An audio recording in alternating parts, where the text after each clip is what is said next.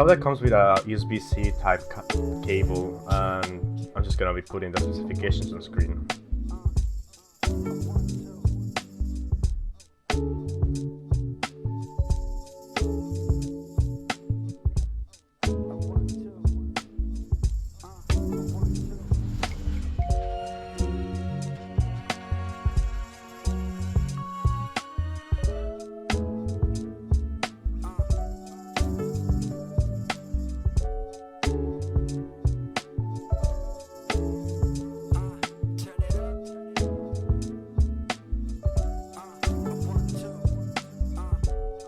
The tablet comes with around 16 shortcut buttons.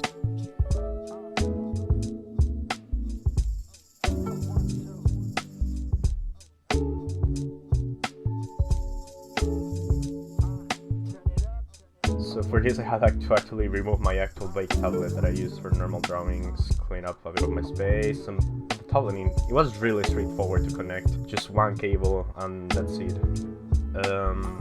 Of course, you gotta download the drivers and make sure there's no other drivers installed on your computer. The driver's link is just veikk.com, but I'll still put it in the description. So yeah, for this tablet I actually use clips in Studio to test it. I drew something real quick, as you see on the screen.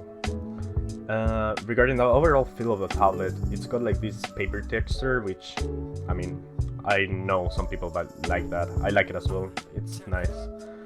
It's got a lot of shortcut buttons, which I actually made use of. But yeah, the tablet is actually really good quality. I absolutely love it.